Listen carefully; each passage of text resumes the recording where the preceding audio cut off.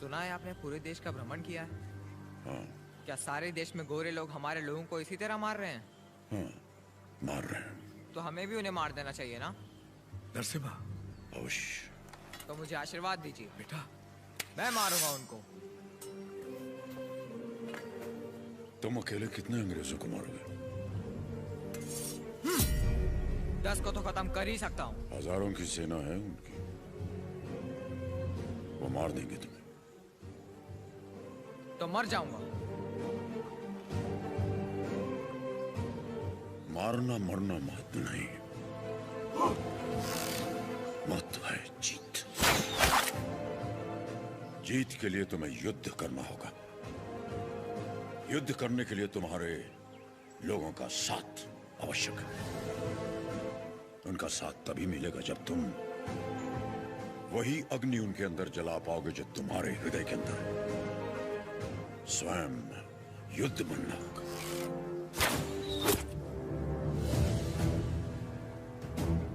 तुम्हारा शस्त्र ये नहीं, तुम्हारा शस्त्र है ये।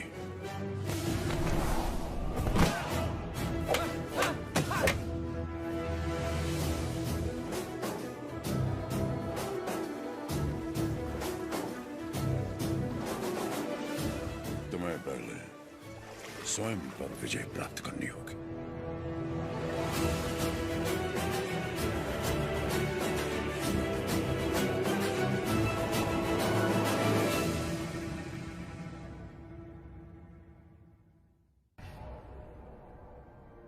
सबसे पहले ईस्ट इंडिया में ब्रिटिश कानून लागू किया जाए।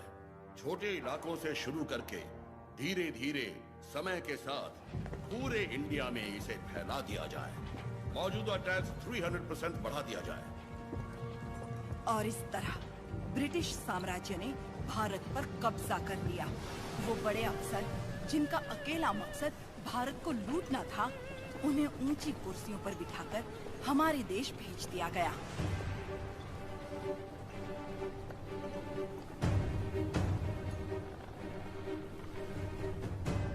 शैतानों की सेना का नुमाइंदा कॉकरेन दक्षिण भारत की तरफ बढ़ने लगा, जिसे भारतीय उपमहाद्वीप की रीढ़ की हड्डी कहा जाता है। लेकिन उसे वीर भूमि रेनाडू के बारे में क्या पता था? वो कहाँ जानता था कि रेनाडू का सूर्य अंधकार की छाती चीरकर उदय हो चुका है। रेनाडू की धरती 61 छोटे छोटे राज्यों में बटी हुई है। इन राज्यों के सामंत पालेगार कहलाते हैं। ब्रिटिश इन पालेगारों से उनकी सत्ता और एकता दोनों छीन चुके हैं। लेकिन अवुकु राज्य के पालेगार अवुकु राजू, माइदुकुरु के पालेगार वीरा रेड्डी और कर्नूल के पापा खान उन 61 पालेगारों में से हैं, जो आज भी स्वतंत्र शासन कर रहे हैं। नरसिम्हा रेड्डी ने इन सबको एकजुट करने के लिए एक महोत्सव का आयोजन किया।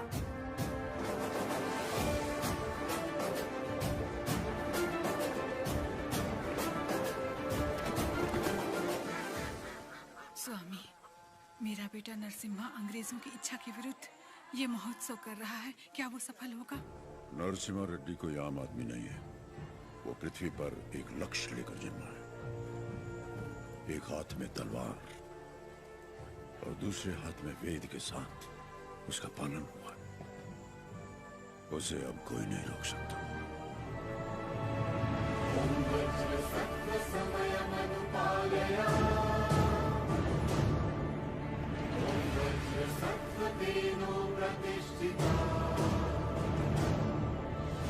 विद्रोही में भवः, शुतोष्णो में भवः।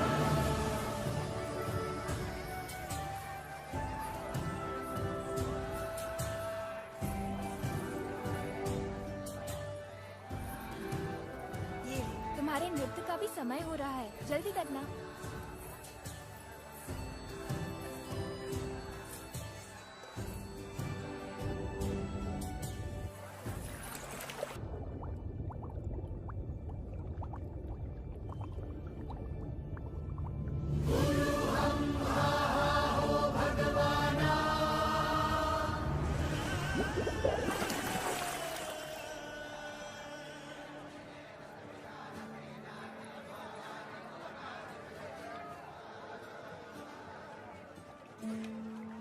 क्या हुआ बेटी? हाँ, स्वामी जी, अंदर कोई है? अच्छा, वो महोत्सव से पहले सरोवर में रहने वाले संगमेश्वर स्वामी की स्तुति करने की प्रथा है। हाँ, लेकिन इतनी देर पानी में? जल में सांस रोकने की विद्या जानने वाले एक महापुरुष हैं, मज्जारी नरसिम्हा रेड्डी जी।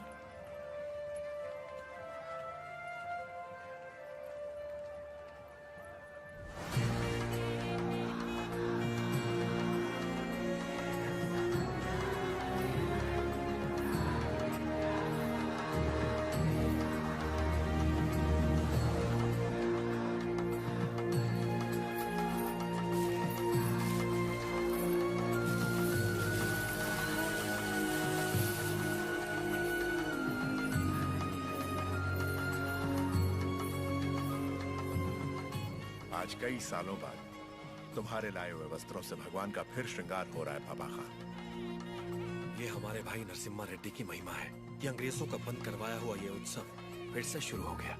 या अल्लाह, इस जश्न को किसी की नजर न लगे, सब मिलकर दुआ करो।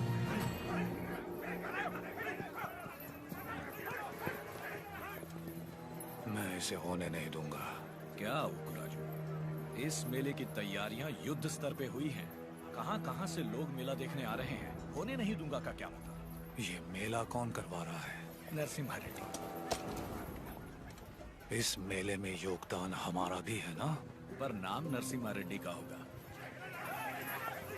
अच्छा, मुकाबला कौन जीतेगा? नरसिम्हा रेड्डी, और कौन? और हम जीत जाए तो भी सब नरसिम्हा रेड्डी की जयकार करेंगे कि उसने इतना निष्पक्ष मुकाबला करवाया। यानी जीते कोई भी जयकार उसी की होगी। क्या ये सही होगा बसी रेड्डी? तो नहीं जीतेगा। अपने आदमी को देखो वहाँ, वो नशीली दवा बैलों को पागल कर देगी।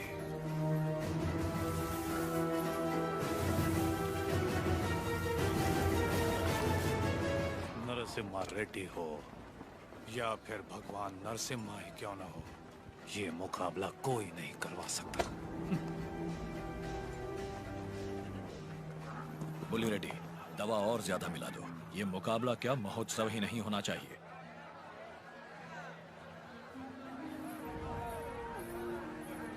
लक्ष्मी, सुनो तो, किसे ढूंढ रही हो?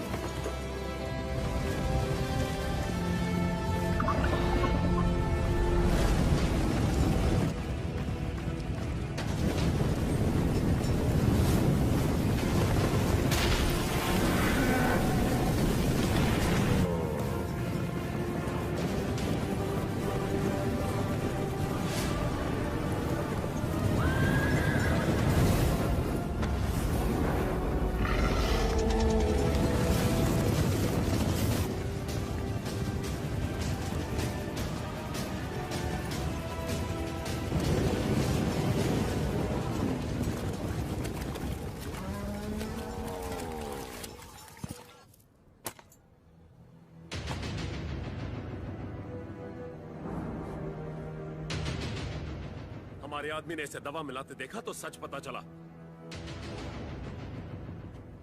अरे जो हो गया सो हो गया, कोई अनहोनी तो नहीं हुई ना। भूल जाओ, सब कुछ ठीक है। आपको राजू भी तो पालेगार ही है।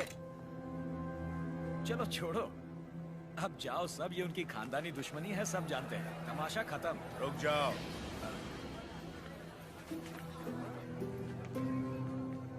यहाँ वो अकेला पालेगार नहीं है, कुल मिलाकर हम 61 पालेगार हैं यहाँ। पूरी की पूरी प्रजा भी मौजूद है। यह उत्सव सबका है बसी रेड्डी। राजा हो या प्रजा, न्याय सबके लिए बराबर है। औ को राजू को क्षमा मांगनी ही पड़ेगी।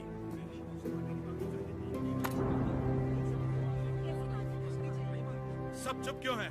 पिताजी न्याय की बात कर रहे हैं, इन्हें क्षमा मांगनी ही चाहिए। हाँ हाँ, क्षमा तो मांगनी ही चाहिए। क्षमा मांगनी ही चाहिए। एक पालेगार क्षमा कैसे मांगेगा?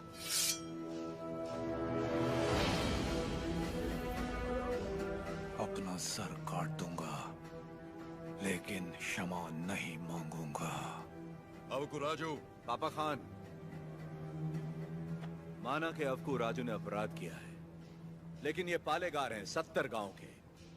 ये तो सब जानते ही हैं कि इन्हें मुझसे नफरत है, और यही नफरत इस अपराध का कारण भी है। लेकिन ये अपनी प्रजा से प्रेम करते हैं, और प्रजा पर इनके कई उपकार भी हैं, तो उनकी खातिर इन्हें हम क्षमा कर देते हैं।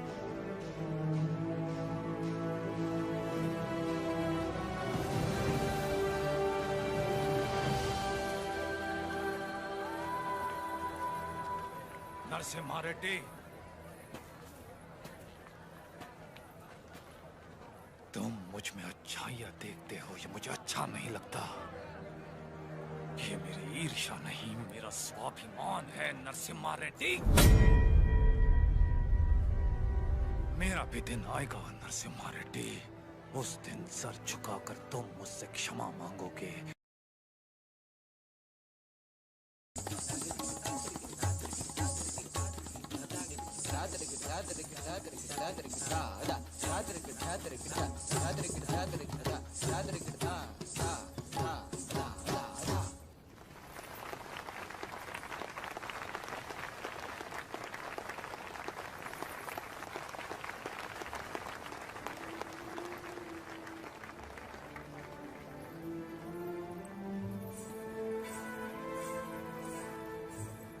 अद्भुत। हम जानते हैं। लक्ष्मी जी, लोगों के हित के लिए क्या आप अपनी कला को नए अंदाज में प्रस्तुत नहीं कर सकती? ये लक्ष्मी सिर्फ देवताओं के लिए नाचती है, उन्हीं के लिए गाती है, आम मनुष्यों के लिए नहीं। भगवान भी तो इंसान के लिए ही है ना। लोगों को जगाने के लिए अपनी कला को थोड़ा सा बदल लीजिए, फिर देखिए कितना निखार आ जाएगा।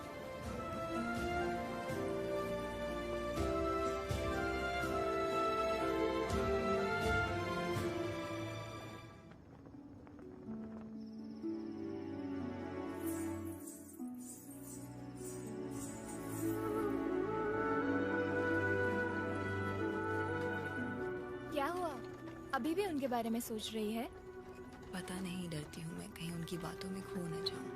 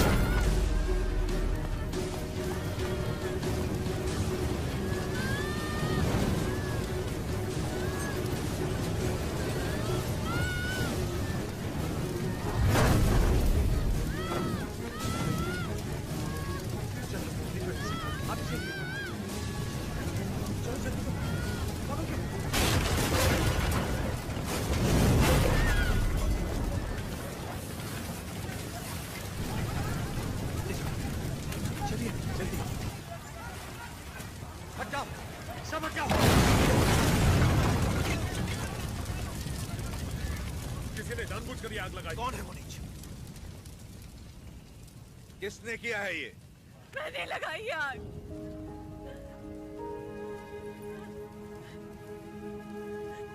मैंने लगाई। जिस घर में तुम दीप जलाती थी उसी घर को तुमने जला दिया? तो और क्या करती? कभी हम राजाओं की तरह रहते थे, अंग्रेज आए और इस भूमि को दरिद्र कर दिया। उसमें 2 साल हो गए हमें सूखे की मार सहते।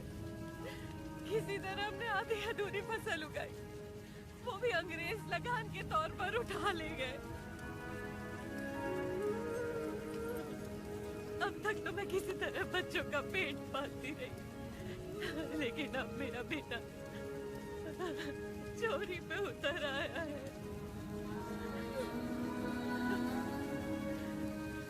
इससे बड़ी शर्म की बात और क्या हो सकती है? जो हाथ देने के लिए उठे थे उन्हीं को चोरी करता हुआ नहीं देख सकी मैं। मैंने सोचा अपमान के जीवन से सम्मान की मौत अच्छी है।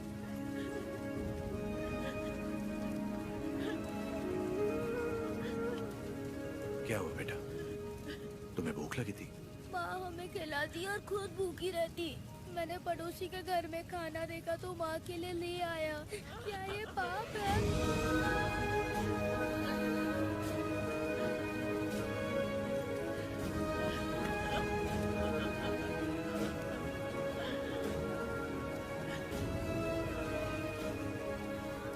बड़े भैया, वियालावाड़ा और नौसम किले के गोदामों का अनाज बैलगाड़ियों में भर के ले आइए। आज से रेनाडू की इस धरती पर कोई भूखा नहीं सोएगा। बांट दीजिए सब में, जैसा तुम कहो।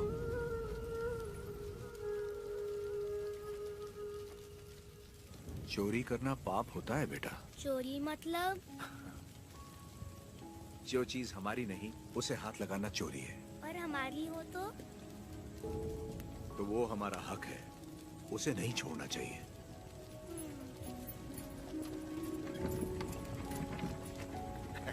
रेड्डी जी, आपने मुझे बुलवाया? मैंने इस महीने की पेंशन भेज दी है। राघवाचारी, जब तक अच्छी फसल होती रही ये लोग तुम्हें समय पर लगान दे रहे थे या नहीं? बिल्कुल दे रहे थे सरकार। तो जाकर अपने मालिकों से कह दो सूखे में लगान नहीं मिलेगा। क्या कहा? ये कहा कि अगले साल भी लगान नहीं मिलेगा। मैं समझा नहीं। ना माने तो हम उनकी हड्डियों का हल बनाकर अपने खेत जोतेंगे और दुगना लगान चुका देंगे। आफत आ गई तो? आने दो, मुझे उसी दिन का इंतजार है।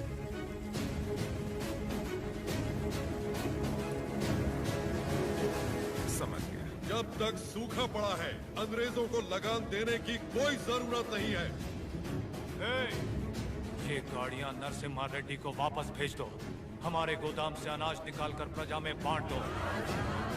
मैं अपने लोगों को नरसिम्हा रेड्डी की तरह अंग्रेजों को लगान देने के लिए मना नहीं कर सकता।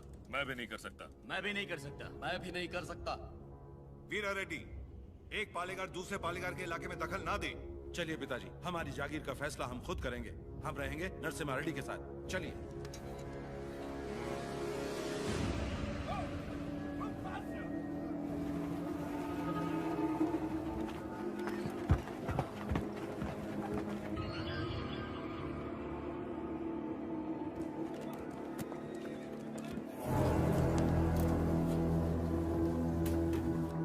मद्रास प्रेसिडेंसी एक साल में जितना टैक्स भरती है उसमें पूरा लंदन 25 साल तक बैठ के खा सकता है। ये दत्ता मंडलम से इतना कम टैक्स क्यों आया है? वहाँ से शुरू से टैक्स इकट्ठा करना मुश्किल रहा है सर। रीजन? रेनाडू की महिमा है सर। कहते हैं वह पैदा हुआ खरगोश भी चीते से लड़ जाता है। बात यह है कि वहाँ के पालेगार और प्रजा से परेशान होकर निजाम जी ने वो जमीन आपको सौंप दी है। तभी तो उसे दत्त मंडलम कहते हैं। वहाँ अक्सर सूखा पड़ता है लेकिन वो लोग किसी के आगे हाथ नहीं फैलाते। टैक्स तो वो देंगे लेकिन अपने मन का। जरूरत पड़ी तो उन सबको मार के टैक्स ले आओ। मार तो वो भी हमें सकते हैं। थॉमस मुनरो के राइटवरी एक्ट ने उनके सारे पावर छीन लिए, लेकिन लोग अपने पालेगारों पर जान देते हैं। सच तो ये है सर, हमारे लोग भी उनसे डर के मारे कांपते हैं। Tell me in one sentence. उయ్యాలవాడ Narasimha Reddy, वो उन सब की ताकत है सर। तुमने उसे देखा है कभी? देखा तो नहीं, लेकिन उसके बारे में कहानियां सुनी है। 10 बरस की उम्र में एक आदमखोर चीता मार के अपने कंधे पर उठा लाया था। You Indians are all bloody barbarians, Madhavaya. सुनी सुनाए बातों पर भरोसा कर लेते हो। उस एरिया को कलेक्टर नहीं बल्कि चाहिए एक हंटर।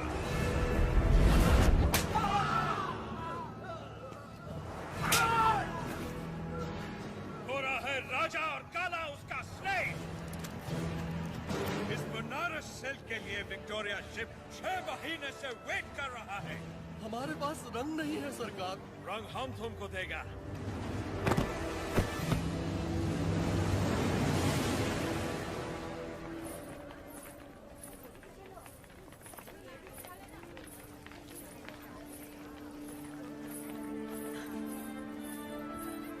ये ब्याह नहीं त्योहार है, हिंदू मुसलमानों के बीच प्रेम का त्योहार। ये आओ।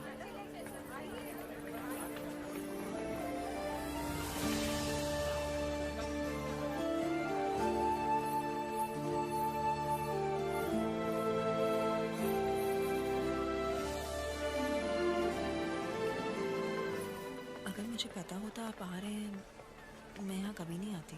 और मैं यहाँ सिर्फ इसलिए आया क्योंकि तुम यहाँ आने वाली थी, ताकि अपने मन की बात बता सकूं। मेरे माँ बाप बचपन में ही गुजर गए थे। मेरे अपने सब मुझसे दूर हो गए। मैं जिस किसी को भी चाहती हूँ उसे खो देती हूँ, हमेशा। इसीलिए मैं देवता की शरण में आ गई और अपनी कला से उनकी पूजा करने लगी। मैंने देखा है आपको, बहुत महान व्यक्ति हैं आप। मेरे पास मत आइए, वरना आपको भी खो दूंगी। तुम मुझसे दूर भी चली जाओ, फिर भी मेरा प्रेम तुम्हारे साथ रहेगा। बोलो, जैसे भागमती के नाम पर यह भाग्य नगर बना है, वैसे ही तुम्हारे लिए वीर वेंकट महालक्ष्मी के नाम का एक नया नगर बसा दूं। बताओ लक्ष्मी, बोलो। लक्ष्मी नाम के आगे नरसिम्हा जोड़ दीजिए बस।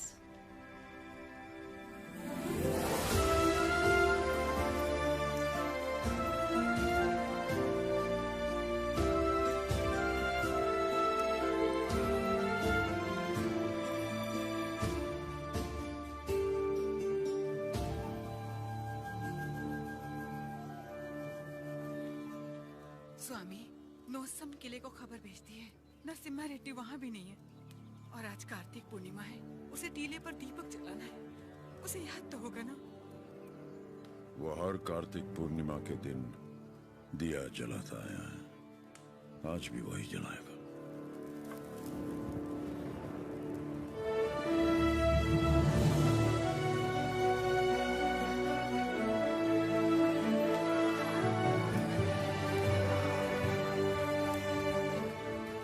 नरसिम्हा रेड्डी को सत्य बताने का समय आ गया। कल यज्ञ की तैयारी कीजिए।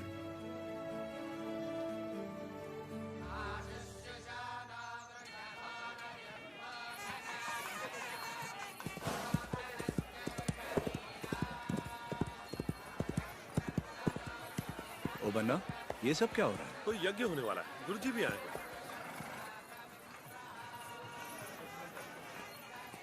प्रणाम गुरुदेव। आयुष्मान भव। सीमा में अकाल पड़ा है, वर्षा के लिए यज्ञ करना होगा। चलो। जैसी आपकी आज्ञा। तैयार हो जाओ। नरसिम्हा जी माँ। ये वस्त्र पहन लो।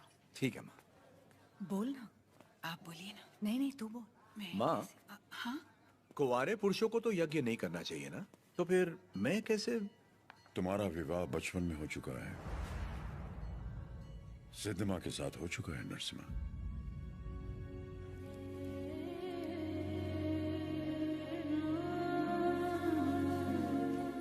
जैसा अकाला पड़ा है, तुम्हारे बचपन में भी पड़ा था। ज्योतिष के अनुसार ये यज्ञ सिर्फ तुम कर सकते थे। परिस्थिति कुछ ऐसी बन गई कि यज्ञ के लिए हमें सिद्धम्मा से तुम्हारा ब्याह कराना पड़ा।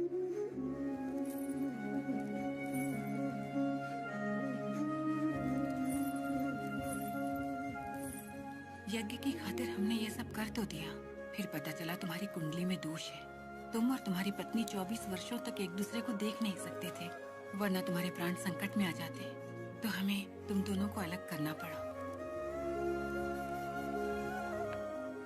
दोबारा यज्ञ की घड़ी आते ही तुम्हारा दोष समाप्त हो गया। सिद्धिमा के साथ तुम्हारा विवाह देवताओं का निर्णय है। जाओ आगे बढ़ो।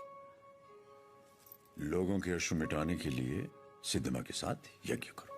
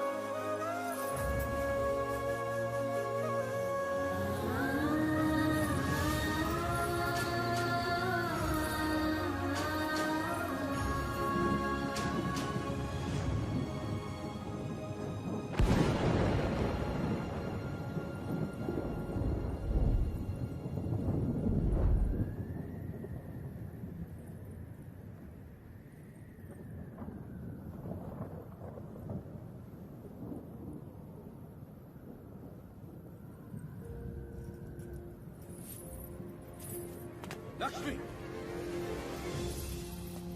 तुम अपने आप को मृत्युदंड क्यों दे रही हो? अपराध तो मुझसे हुआ, तो मुझे दंड दो।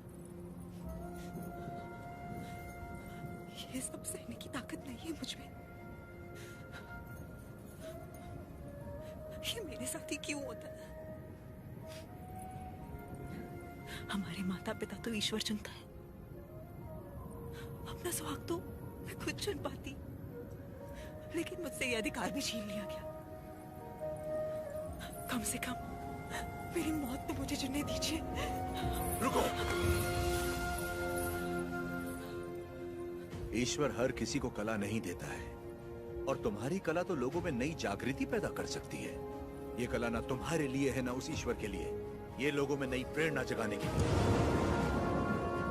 तुम्हें अपने प्राण देने का कोई अधिकार नहीं है।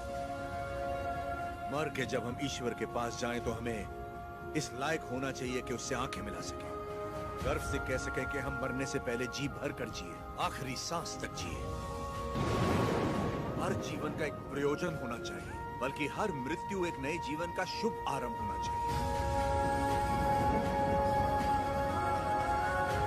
जिस दिन अपने जीवन का लक्ष्य पा लिया, उसी दिन अपनी मृत्यु का उद्देश्य भी पा लिया।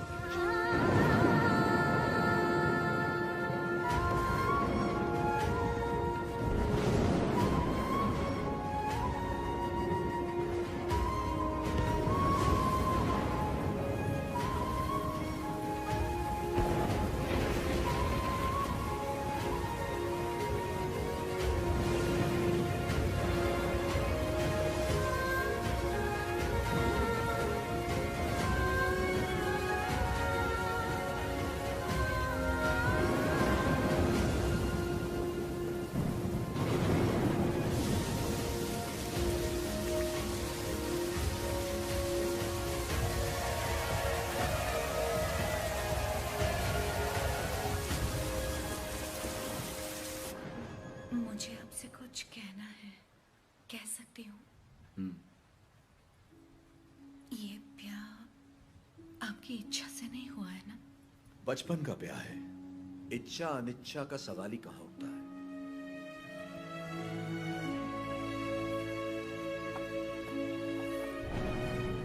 आपकी बात तो सही है, पर मैंने तो बचपन से सिर्फ आप ही को चाहा है।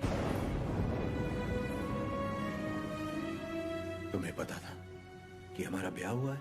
और क्या, मुझे तो बचपन से ही पता था। बचपन से लेके आज तक आप ही मेरे संसार हैं। आपके लिए न जाने कितनों से लड़ी हूँ, यहाँ तक कि अपनी अम्मा से भी।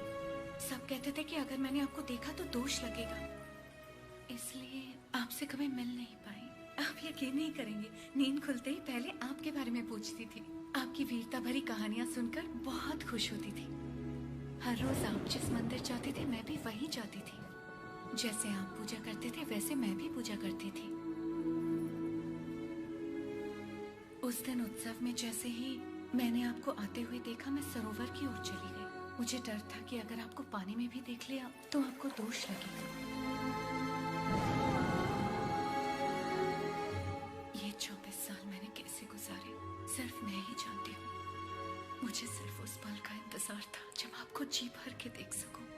यज्ञ के समय भी मैं आपको देख नहीं पाई, इस डर से कि कहीं आपको देख के रो ना पड़ूं। वहां लोग देखते तो क्या कहते।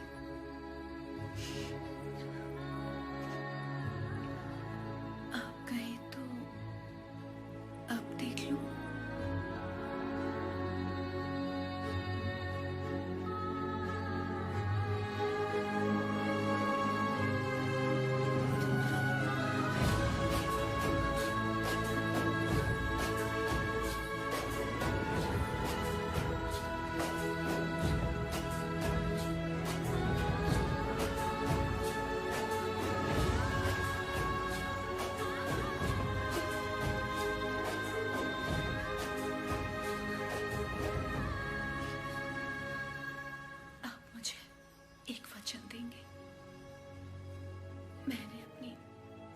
जिंदगी सिर्फ आप ही को चाहा है। मैं आपको कभी नहीं रोकूंगी, चाहे जैसे रहिए, लेकिन आप एक वचन दीजिए कि मुझे कभी नहीं छोड़ेंगे।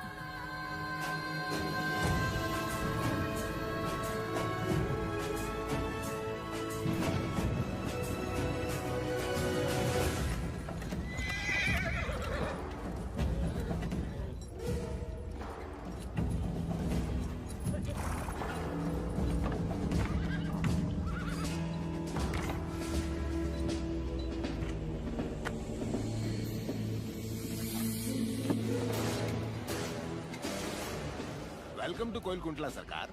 स्वागत है।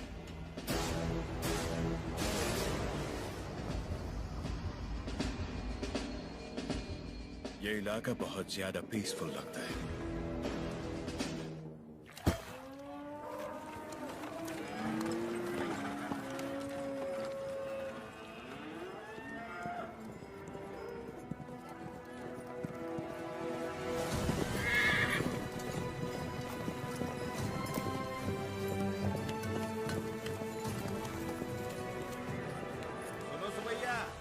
समाचार है तुम्हारे लिए।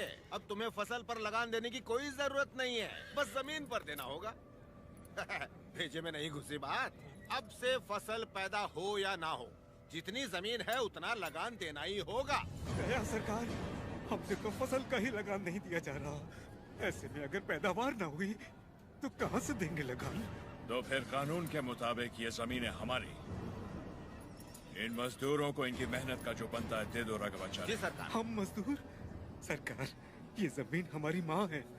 माँ के बिना कैसे जिएंगे सरकार? कहाँ तक है तुम्हारी जमीन? उस पहाड़ी तक है सरकार, कुल 5 गांव। अपने जमीन को बचाने के लिए तुम कुछ भी कर सकता है। जान दे सकते हैं सरकार।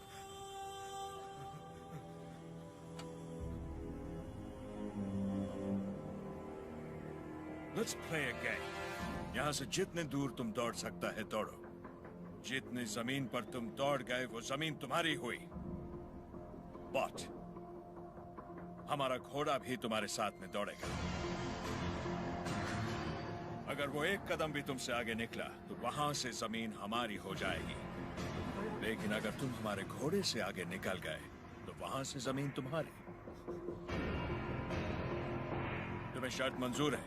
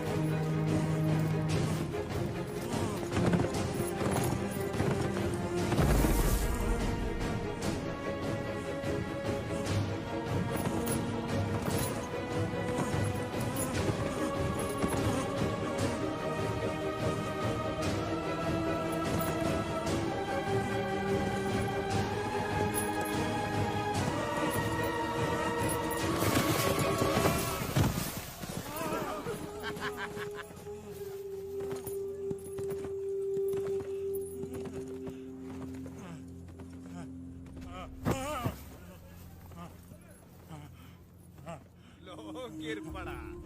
हो गया कल्याण, गई भैंस पानी में। सरकार, लगता है अपना घोड़ा मैसूर से पहले नहीं रुकेगा। Run, you!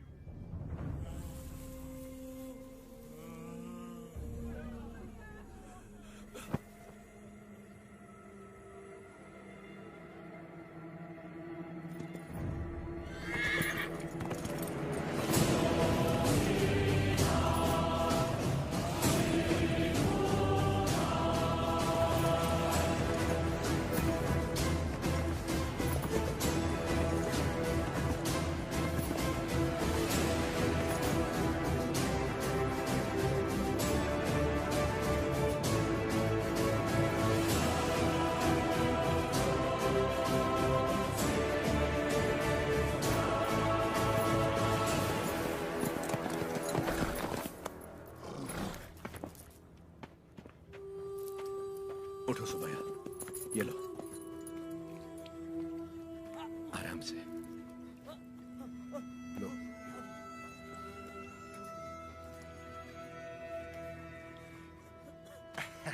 रेड्डी जी, आपने बोला लगान नहीं देना, लेकिन जैक्सन सर बोलते हैं आप तो पालेगार हैं ही नहीं।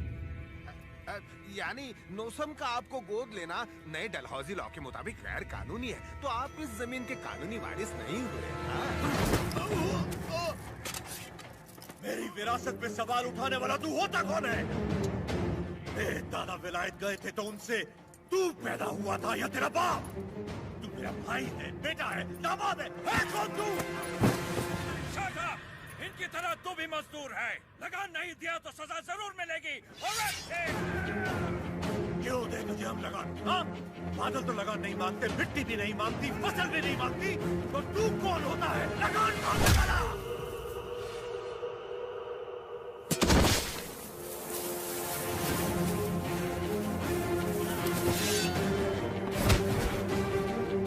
जमीन से लेकर फसल तक सब हमारा है। पसीना हमारा है, खेत हमारे हैं, बीज हमारा है, पानी हमारा है, ये धरती हमारी है, इसका अनाज हमारा है। तो फिर हम तुझे लगान क्यों दें?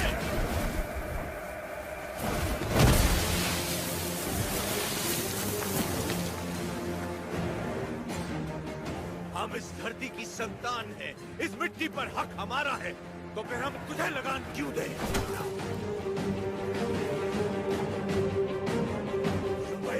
सरकार, इस भूमि पर हल किसने चला है? हमने चला है। तो इसकी पैदावार पर किसका हक है? हमारा है।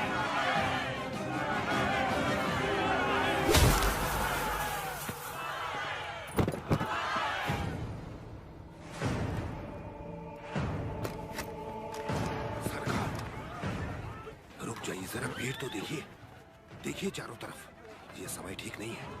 चलिए, प्लीज कम।